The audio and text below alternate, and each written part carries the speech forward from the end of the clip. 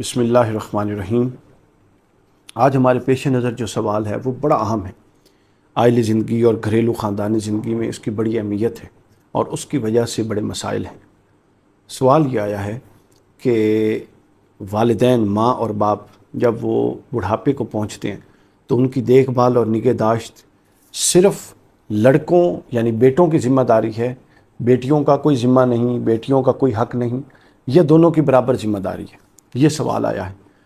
ہمارے ہاں عام طور پہ جو تصور کیا جاتا ہے وہ تصور یہی کیا جا رہا ہے، اور جو ایک عام تاثر ہے وہ یہی ہے کہ یہ تمام والدین کی، ماں ہو یا باپ ہو، بڑھاپے میں ان کی دیکھ بھال کی، ان کی اپنا حقوق پورے کرنے کی، ان کی مالی ضروریات پورے کرنے کی ذمہ داری صرف لڑکے یعنی بیٹے کی ہے۔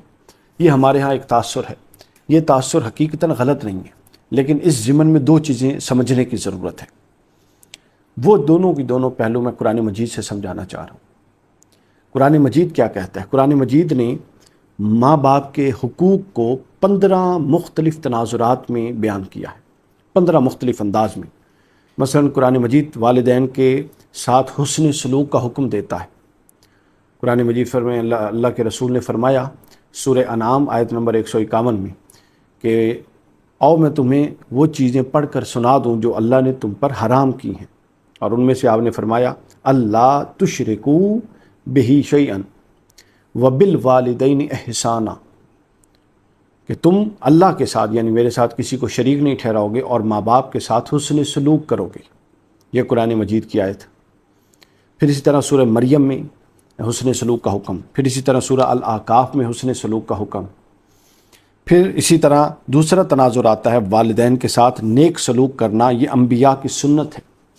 اس حوالے میں حضرت یوسف علیہ السلام کی مثال دی گئی سورہ یوسف آیت نمبر 99 میں، کہ جب حضرت یعقوب علیہ السلام کنعان سے مصر آئے تو حضرت یوسف کیسے ان کی تعظیماً استقبال کرنے کے لیے آگے بڑھے۔ پھر اس کے بعد ماں باپ کے ساتھ ترش لہجے میں بات کرنے سے روکا گیا۔ وَقَضَىٰ رَبُّكَ أَلَّا تَعْبُدُوا إِلَّا إِيَّاهُ وَبِالْوَالِدَيْنِ إِحْسَانًا۔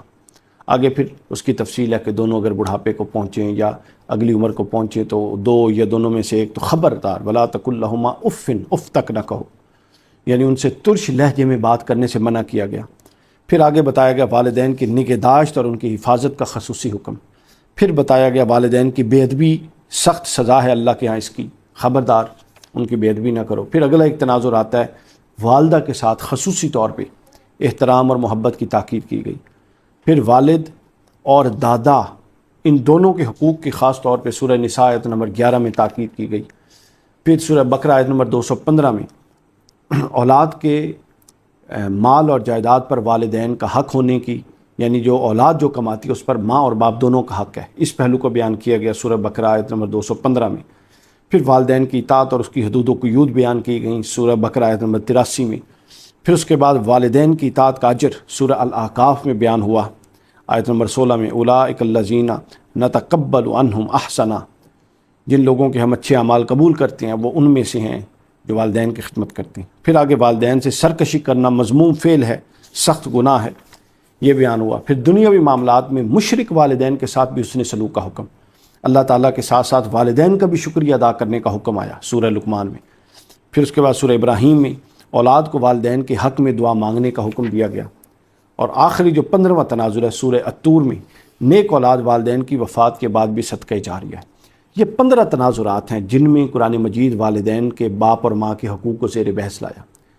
اب وہ میں سوال بتانا چاہتا ہوں، نکتہ یہ ہے کہ کہیں بھی اس تفصیل میں قرآن نے ماں کا حق، باپ کا حق، ماں کا ادب، باپ کا ادب، ماں کے فرائض اور باپ کے فرائض بیان کرتے ہوئے قرآن نے کہیں یہ واضح نہیں کیا کہ یہ سب کچھ بیٹے کے لیے ہیں، کہ بیٹے کے لیے یہ واجب ہے، لڑکی کے لیے یہ نہیں ہے۔ کہیں ایسا نہیں۔ یہ قرآن کیا صرف مردوں کو مخاطب کرتا ہے، لڑکے کو مخاطب کرتا ہے؟ ہرگز نہیں، بلکہ یہی قرآن لڑکے کے لیے بھی ہے، یہی قرآن لڑکی کے لیے بھی ہے، یہی بیٹے کے لیے بھی ہے، یہی بیٹی کے لیے بھی ہے۔ تو گویا بیٹا جب یہ آیات پڑھے گا تو وہ ان کا مخاطب اور یہ تمام حقوق و فرائض اس پر لاگو، اور بیٹی جب یہ آیات پڑھے گی تو وہ ان تمام کی مخاطب اور یہ تمام حقوق و فرائض اس پر لاگو۔ یہ قرآن کا فیصلہ سن لیجئے۔ قرآن مجید کی روشنی میں ہرگز ماں باپ کی خدمت آخری عمر میں صرف بیٹے کا فرض نہیں ہے، جتنا بیٹے کا فرض ہے ایگزیکٹلی اتنا ہی بیٹی کا فرض ہے۔ ایگزیکٹلی اتنا ہی بیٹی کا فرض ہے، اس میں کوئی فرق نہیں ہے۔ اب ایک پہلو، معاشرتی پہلو، وہ یہ ہے کہ ہمارا اسلام کا بھی اور ہمارے معاشرے میں بھی تھوڑا طریقہ کار یہ ہے فیملی سیٹلمنٹ کہ لڑکی چونکہ بیاہ کے اگلے گھر چلی جاتی ہے، لڑکا اپنے گھر رہتا ہے اور ماں باپ لڑکے کے پاس ہوتے ہیں، تو لہٰذا اس تناظر میں لڑکے کا ایک حق بڑھ جاتا ہے کہ وہ خدمت کرے۔ یہ بالکل مثال اسی طرح ہے جس طرح قرآن نے مرد اور عورت کے حقوق برابر بیان کیے، لیکن مرد کو قوام بنایا، ایڈمنسٹریٹو ہیڈ بنایا۔ جس طرح وہ جزوی فضیلت ہے اسی طرح یہ کہ جو کہ ماں باپ کے پاس رہتے ہیں، تو لہٰذا ماں باپ کے پاس رہنا، لڑکے کے پاس ماں باپ رہتے ہیں تو لہٰذا لڑکے کا ایک حق بڑھ گیا، چونکہ اس کی قربت ہے، وہ پاس رہتے ہیں۔ اس کے پاس رہنے سے بیٹیاں اگر یہ سمجھیں کہ ان کا حق قضا ہو گیا یا ان کا حق ہے ہی نہیں، لڑکوں کا حق ہے، یہ بالکل ہندوانہ تصور تھا کہ وہ لے گئی، بیٹیاں لے گئی، اب وہ ان کے مالک ہیں اور ماں باپ اب لڑکے کے کھاتے میں ہیں۔ یہ اسلام کا کوئی تصور نہیں، اور یہ بھی ہمارے ہاں معاشرتی خامی ہے کہ لڑکیاں صرف، ماں باپ صرف اور صرف بیٹا رکھتا ہے، اگر بیٹا نہیں ہے تو بیٹی رکھ لے، یا کوئی ایسا معاملہ ہو تو ہمارے یہاں اعتراض شروع ہو جاتے ہیں۔ ایسا کوئی حرج نہیں ہے، جتنا بیٹے کا فرض ہے اتنا ہی بیٹی کا فرض ہے۔